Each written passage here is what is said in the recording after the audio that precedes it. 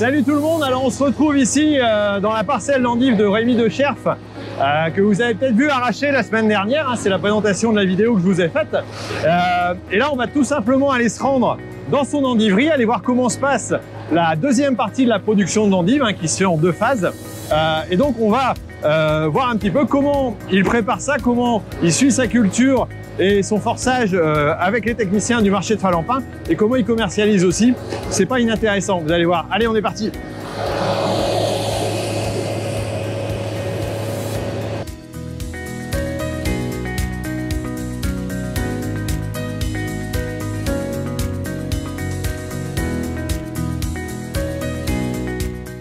Ici, on est dans l'hangar où on déterre et on met en palox nos racines d'endives. Donc là, aujourd'hui, on est en train d'arracher dans les champs. On ira voir tout à l'heure. Donc on va arriver avec les remorques, on les vide dans l'hangar. Et cet après-midi et demain matin, on reprendra les racines, on les videra dans la trémie.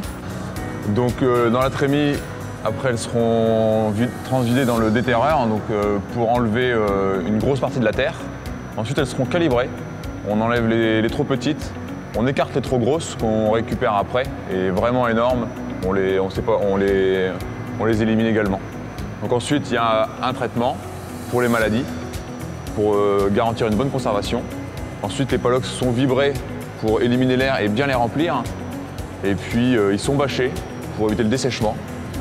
Et ensuite, on les empile et on les met dans les frigos pour une conservation entre 1 mois et 11 mois. On aura moins 0,5 au cœur du palox et dans l'ambiance on a 2 degrés, moins 2 degrés. Ah, d'accord. Donc ici c'est l'endroit où on replante les racines dans les bacs.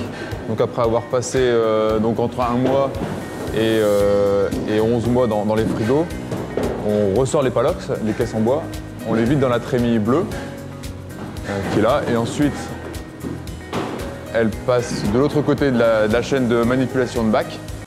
On a 2 personnes qui mettent en bac, donc ils mettent les racines, on prend chaque racine à la main, une par une, pour les ranger. Les courtes sur les côtés, les longues au milieu, et pour que chaque endive puisse pousser le mieux possible.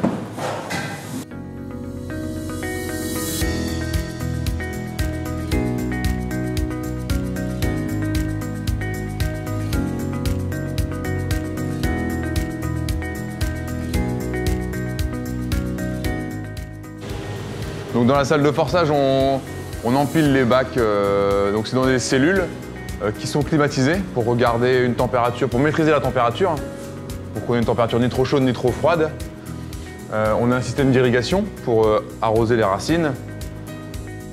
Donc voilà, ça c'est les bacs de jeunes pousses qu'on récolte aujourd'hui. Donc chaque jour, je viens contrôler la qualité de l'endive, voir si elle se développe bien, s'il n'y a pas de soucis sanitaires, s'il n'y a pas de soucis de qualité.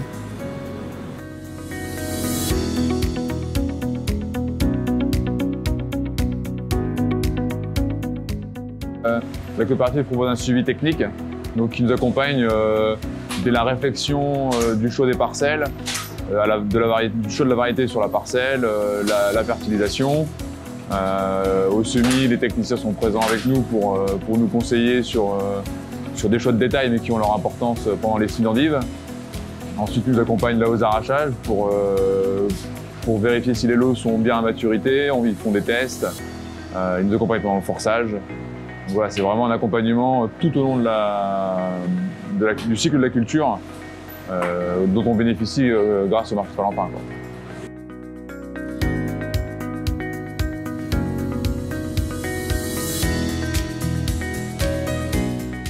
Une fois que l'endive va pousser sur la racine, on reprend une nouvelle fois chacune de ces racines pour séparer l'endive de la racine. Et l'endive, elle, est reprise une 3e fois pour être nettoyée, épluchée et conditionnée.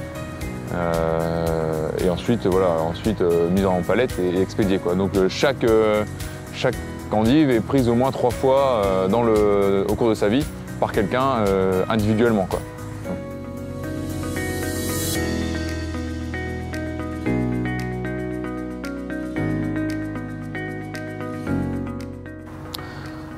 Alors c'est un marché qui a connu quand même de grosses difficultés.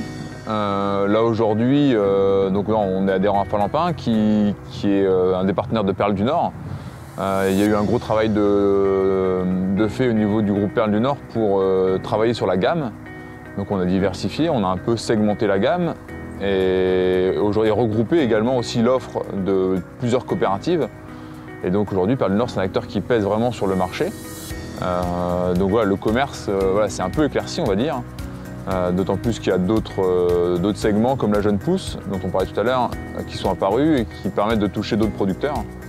Donc voilà, ça c'est des choses dont j'ai pu bénéficier grâce à la coopérative, quoi.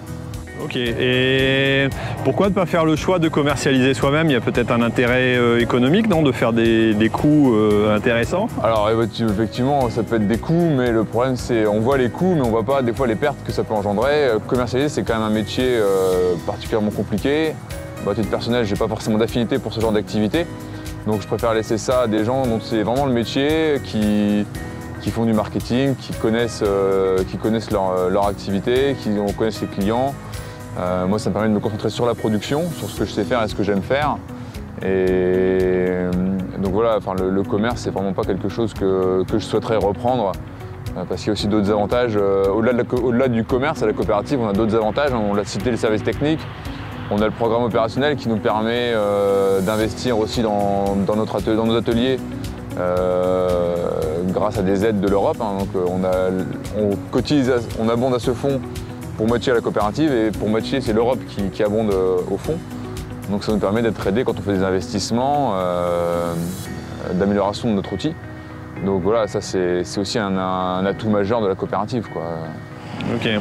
Tu ferais pas marche arrière pour repartir individuellement? Ah non, c'est sûr que non. C'est trop compliqué, trop risqué. Et puis voilà, on l'a cité, la force du groupe, c'est quelque chose vraiment d'important, quoi.